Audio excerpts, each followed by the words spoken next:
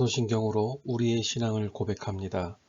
전능하사 천지를 만드신 하나님 아버지를 내가 믿사오며 그 외아들 우리 주 예수 그리스도를 믿사오니 이는 성령으로 잉태하사 동정녀 마리아에게 나시고 본디오 빌라도에게 고난을 받으사 십자가에 못 박혀 죽으시고 장사한 지 사흘 만에 죽은 자 가운데에서 다시 살아나시며 하늘에 오르사 전능하신 하나님 우편에 앉아 계시다가 저희로서 산 자와 죽은 자를 심판하러 오시리라. 성령을 믿사오며 거룩한 공예와 성도가 서로 교통하는 것과 죄를 사하여 주시는 것과 몸이 다시 산 것과 영원히 사는 것을 믿사옵나이다.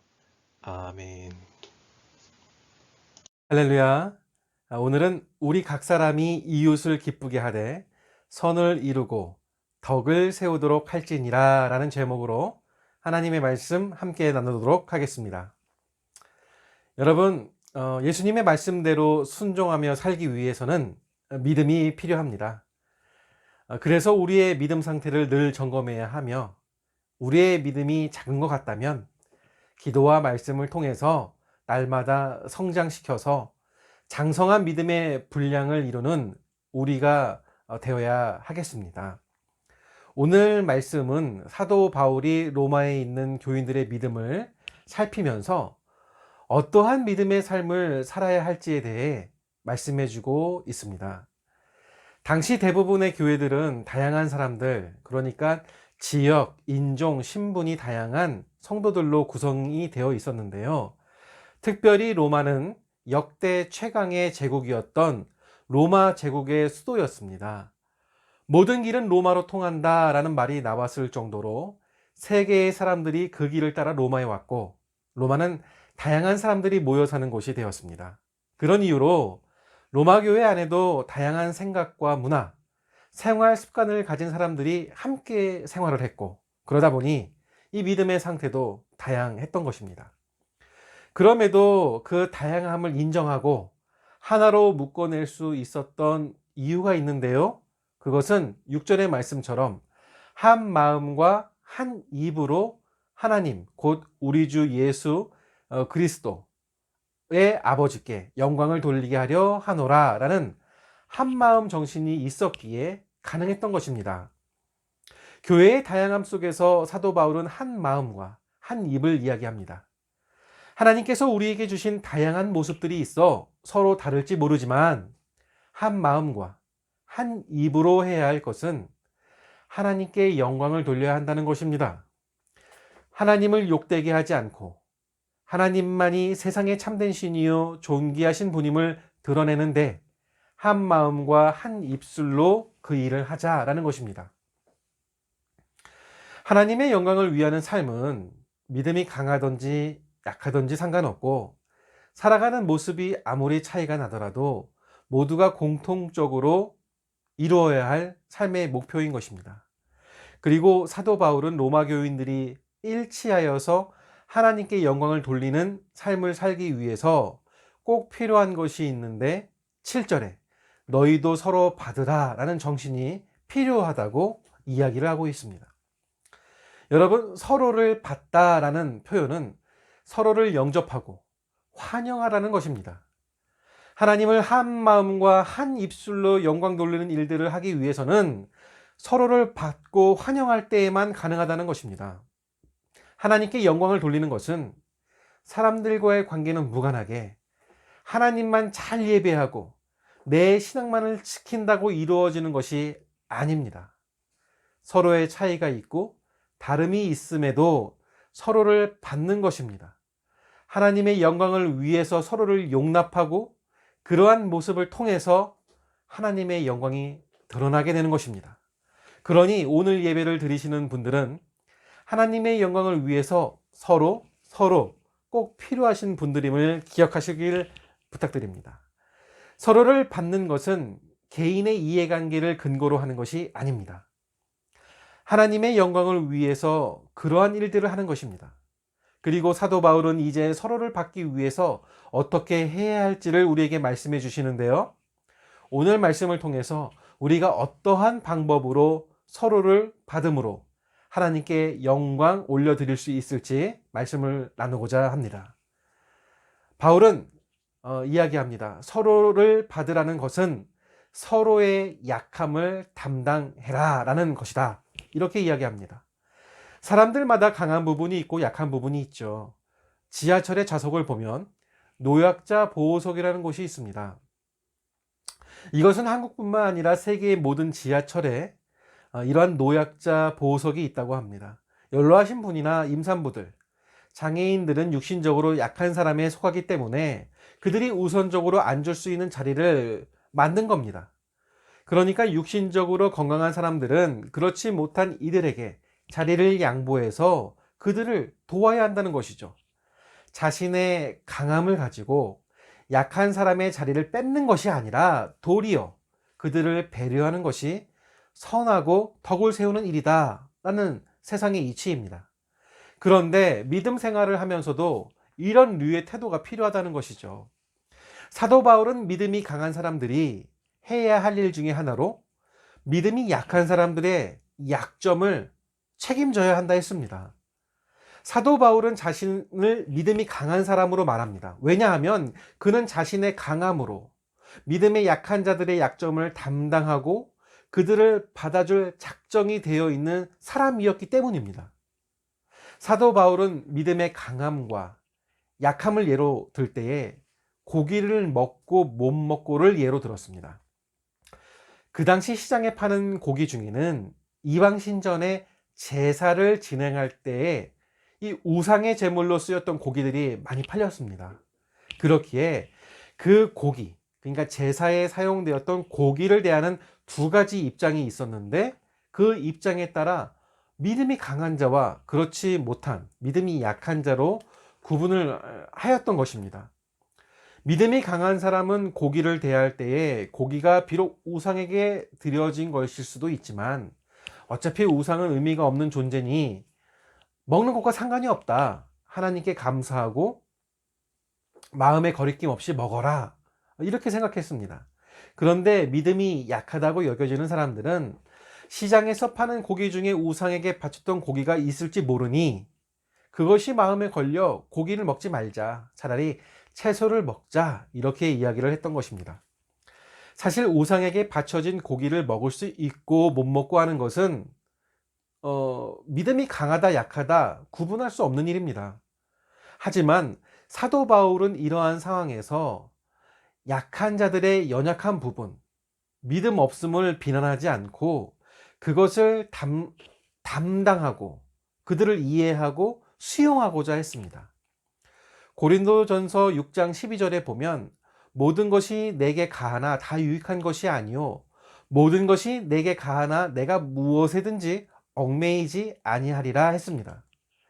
사도 바울은 믿는 자에게 주시는 하나님의 유익, 그러니까 이롭거나 도움이 될 만한 것이 있다라는 사실을 믿으며 유익에 따라서 절제하며 그 인생을 살았는데 그 유익은 자신의 유익이 아니었습니다.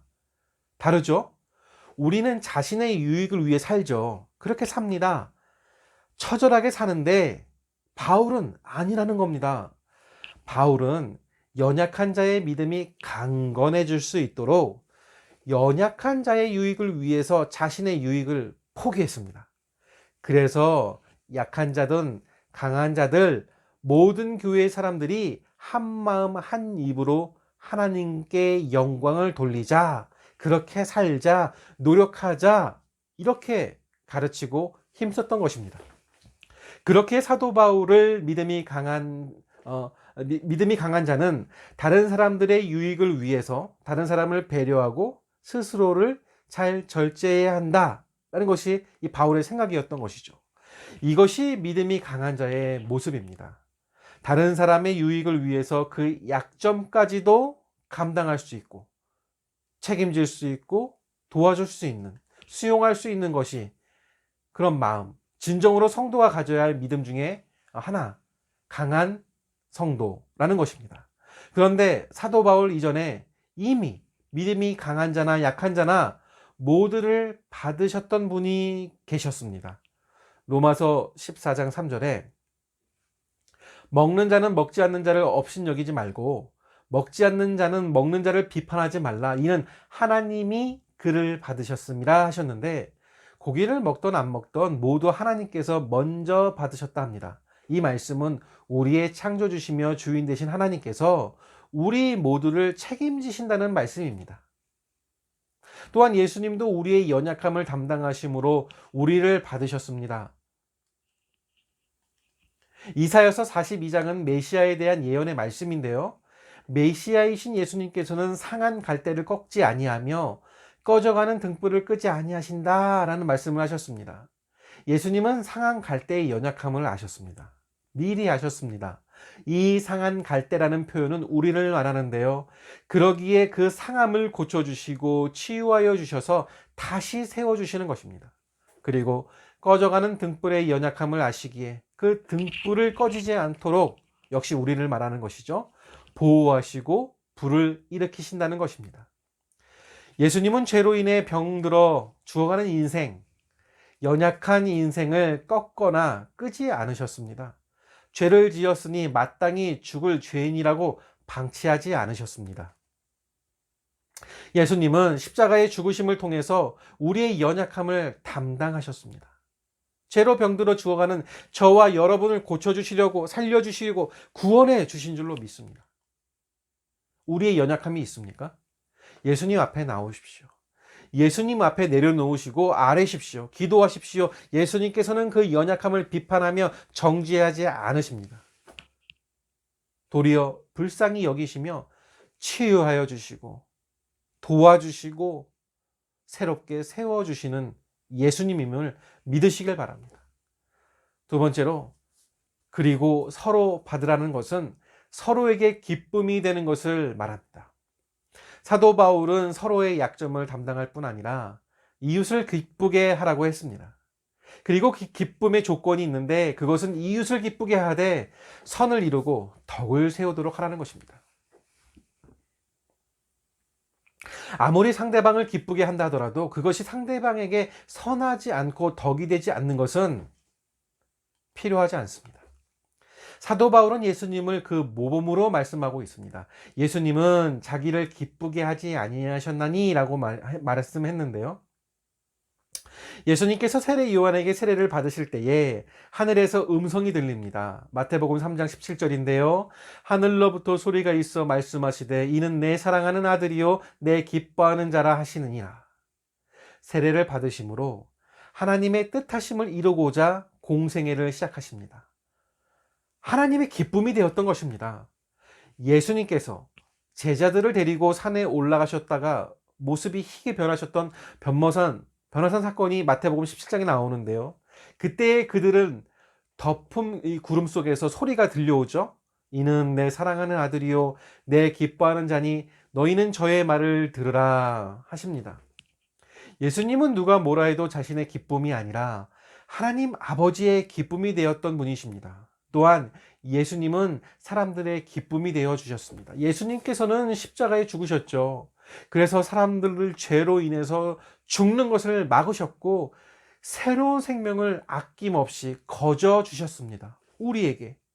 사람들에게 이것이 기쁜 소식이 되었습니다. 그래서 우리 기독교 신앙을 복음 신앙, 복음, 기쁜 소식, 굿뉴스라고 하는 것입니다. 예수님께서는 자신의 기쁨을 위해 사시지 않으셨습니다. 그럴 능력이 있으심에도 불구하고 하나님의 기쁨을 위해 또한 죽어가는 우리들의 인생을 위해 사람들을 기쁘게 하시고 스스로 자신을 내어놓으셨던 것입니다. 그것이 예수님의 기쁨이었기 때문입니다. 이런 예수님의 모습을 따라 기쁨으로 섬겼던 많은 믿음의 사람들이 있습니다. 저는 필리핀에서 선교하시는 선교사님들 이야기 듣는 것을 참 좋아합니다. 이런 사랑, 이런 섬김이 없기 때문입니다. 기독교 역사를 찾아봐도 찾아볼 수 없는 아름다운 이야기들이 참 많이 있습니다. 그 중에 한 부족을 섬겼던 선교사님의 이야기인데요. 너무나 가난해요. 당장 내일 먹을 양식이 없는 거죠. 하나님의 인도하심으로 선교사님이 어렵게 그 부족과 연결이 되셔 가셨습니다. 얼마나 가난한지요. 이건 어느 정도 살아야 도와줄게 하나 둘 파악이라도 되는데 너무 가난하니까 방법이 없다는 겁니다. 어떻게 하면 유익을 줄까? 이 부족을 살릴 수 있을까? 기도하셨답니다. 그렇게 하루 이틀 방법을 찾던 중에 우리나라의 새마을 운동이 생각이 나신 겁니다. 그래서 자신의 재산을 다 쏟아붓고 한국 교회의 섬김을 더해서 망고나무 한 그루, 돼지 한 마리씩을 사서 그들을 교육을 시킵니다.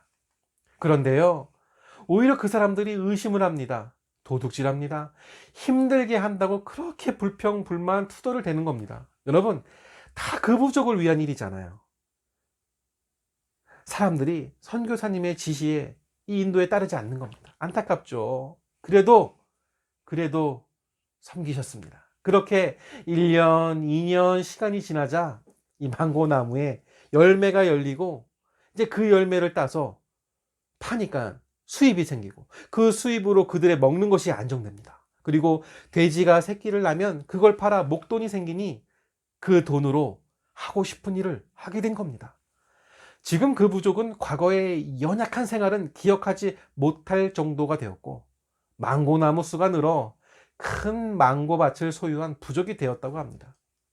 이 예화는 한국 선교사님들의 모범 사례로 전해지고 이 주인공 선교사님은 저의 동기 목사님의 장인 어른 되시는 그 선교사님입니다. 긴 이야기를 이렇게 짧게 이야기를 하다 보니 빠뜨린 게 너무 많은데요. 그 많이 빠뜨린 이야기의 대부분은 선교사님께서 전 재산을 다 정리하셔서 이 부족을 섬기시고 선교비를 어렵게 마련해서 그 부족을 섬겼던 그런 이야기들입니다. 왜 그러셨을까요?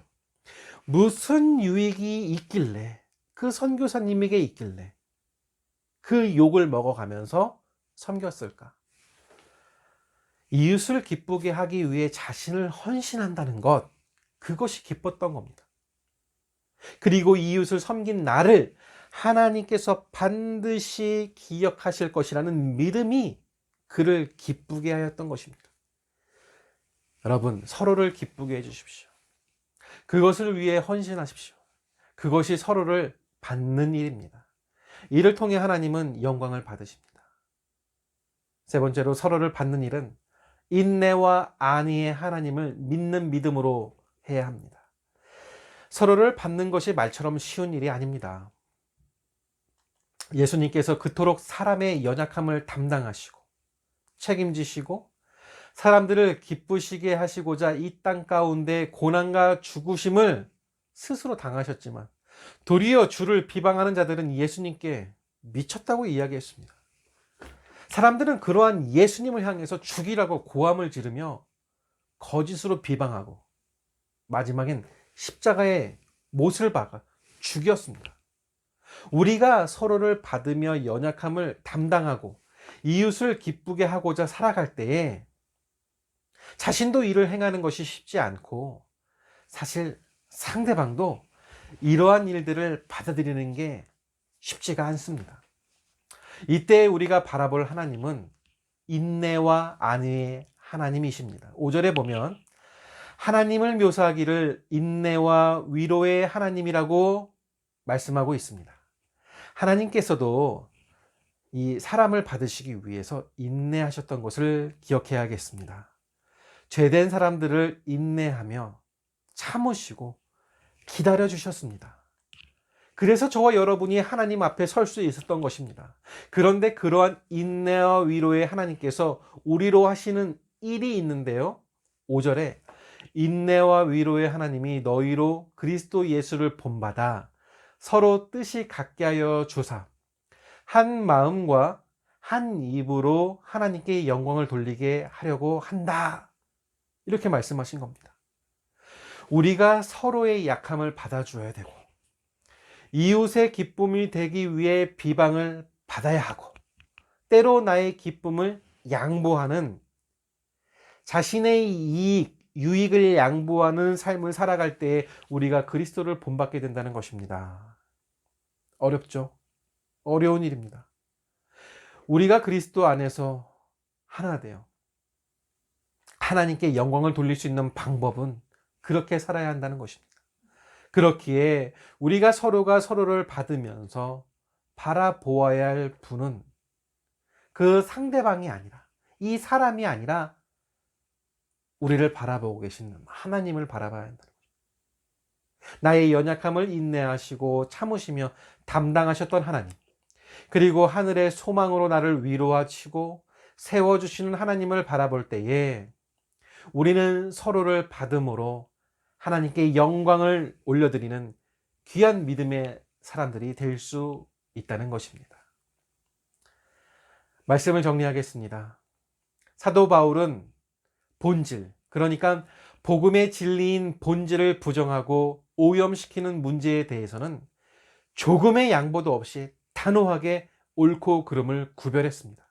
하지만 다름으로 인해 생기는 비본질적인 문제에 대해서는 서로 이해하고 사랑하라고 가르쳐 주었습니다.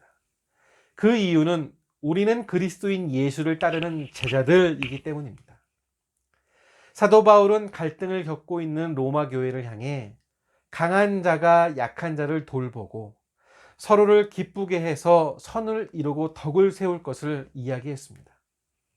초대 교회의 지도자인 어거스틴은 본질의 일치를, 비본질에는 관용을, 모든 일에는 사랑을 이라는 유명한 말을 남겼습니다. 예수님께서는 십자가의 죽으심으로 담을 어무시고 하나님과 우리를 화목하게 하셨습니다. 우리도 예수님처럼 벽을 허물어 화평을 이루고 공동체 안에서 하나 돼 덕을 세우며 살아가야 하겠습니다. 그래서 우리 바라본 교회 공동체가 중요합니다. 그리고 우리 바라본 교회가 또 성전을 다시 얻어서 이 지역사회를 도와야 할 이유입니다. 어려운 일을 돕고 어려운 일을 본받고 어려운 일을 위해 기도하고 그 영혼을 사랑하는 것, 우리가 해야 할 일이며 그 모습을 사랑하시는 하나님을 우리가 기억해야 합니다.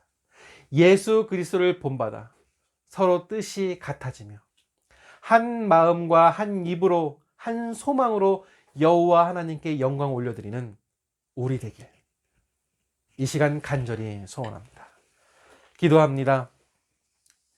예수님께서 먼저 섬기신 것을 기억하며 남을 섬기는 것을 손해보는 것으로 여기지 않고 오히려 그리스도를 향한 감사와 사랑을 표현하는 기회로 여기는 우리 되게 하여 주시옵소서.